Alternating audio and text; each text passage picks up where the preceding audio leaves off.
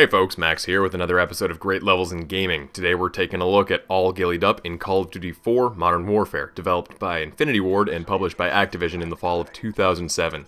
This game is hugely important for the fact that it just had a huge impact on the last console generation, and this level in particular is a great example of using a game's core design philosophy to maximum effect.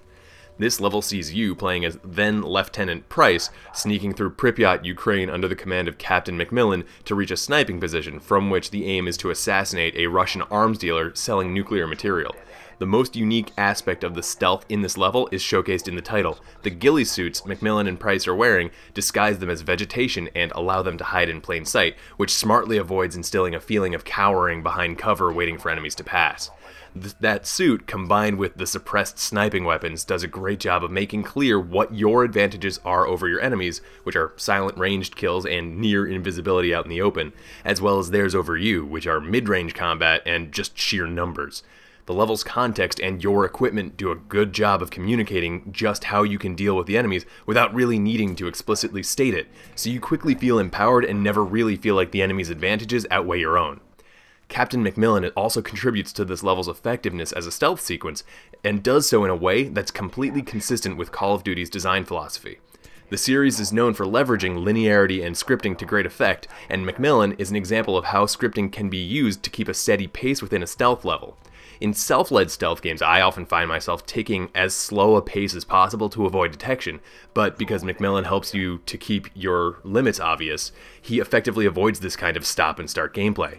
This is important since the aim of this level, from a design perspective, is to steadily build tension, which comes to a head and pays off at the beginning of the following level, one shot, one kill, when all hell breaks loose with a bang.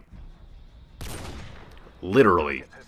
Long, frequent lulls in the pace would allow this tension to dissipate and lose effectiveness, so Macmillan is a smart addition to prevent this from occurring. Conversely, Macmillan's cool, collected attitude keeps that tension from boiling over by keeping you from, freaking out when it looks like things might go wrong.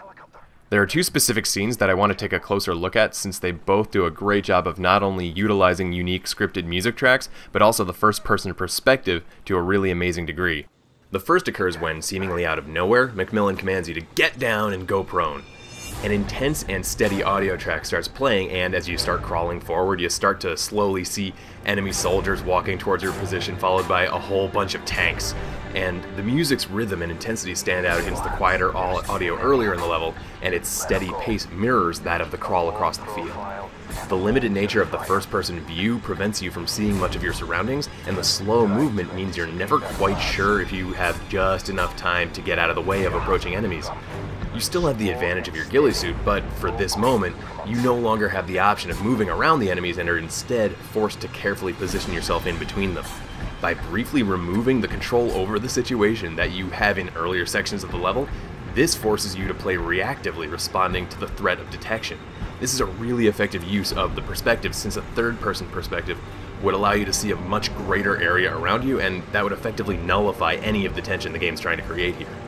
The second scene I want to talk about in this regard is in some ways the opposite of the previous scene. Instead of blending into the grass and scenery to get by enemies walking right by you, you have to dash to a line of trucks and crawl under their chassis, completely out in the open and completely unable to leverage the ghillie suits that you're wearing. In this case, the unique music emphasizes the rush you need to do to get under the vehicles before you're noticed, and it repeats again when you have to sprint off the road after getting through. Just like before, however, the first-person perspective is completely necessary, but in this case it's not that it increases tension. Here, it's that it would be exponentially more difficult to even pull off this scene in the first place with a floating camera from the third person, which is notoriously tricky to maneuver in tight spaces without becoming just completely frustrating. The music in both this scene and in the open field match the mood in each scene to make the game way more cinematic and intense, and the first-person gameplay actually conveys this to a much greater degree than I think a non-interactive medium could, since you are directly responsible for not being detected, increasing the tension even more. Finally, I want to talk a bit about the importance of the setting. Pripyat was the site of the Chernobyl nuclear disaster in 1986, and this level has you sneaking through its ruins.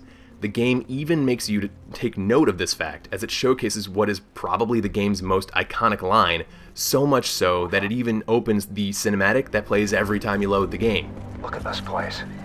50,000 people used to live in the city. Now it's a ghost town. Never seen anything like it. A few levels prior, you see the immediate devastation that's the result of a nuclear explosion, and in Pripyat we see the long-term consequences of a nuclear accident. This is incredibly important in conveying the anti-war message that I feel is the core around which the game was built. This is supported every single time you fail an objective in the game, as you're presented with either an anti-war quote or a statistic that shows the actual monetary cost of this kind of war equipment. And the most amazing part of these scenes is just how much the game communicates to you without explicitly telling you very much, instead just letting you see it for yourself by putting you in the middle of it, again making great use of the first-person perspective. Seeing the damage is enough, and Infinity Ward was smart to design this section not to contain any enemies, which would be distracting and would really just detract from the overall importance of the atmosphere they're establishing. Thanks for watching. If you enjoyed the video, I always appreciate a like, and any comments that you might have, questions, concerns, I always love to hear them in the comments. If you have any tips on things you'd like to see me do better, you can leave them there, or send them in an email to greatlevelsingaming@gmail.com. If you want to keep up to date on my videos, you can follow me on Twitter, which is also linked in the description, and you can subscribe to my channel. Now, fun fact, I wasn't actually planning on doing Call of Duty quite so soon, but I thought that with Ukraine in the news right now, it was worth putting it together a little bit sooner instead of stalling on it. But don't worry, I wasn't rushing it.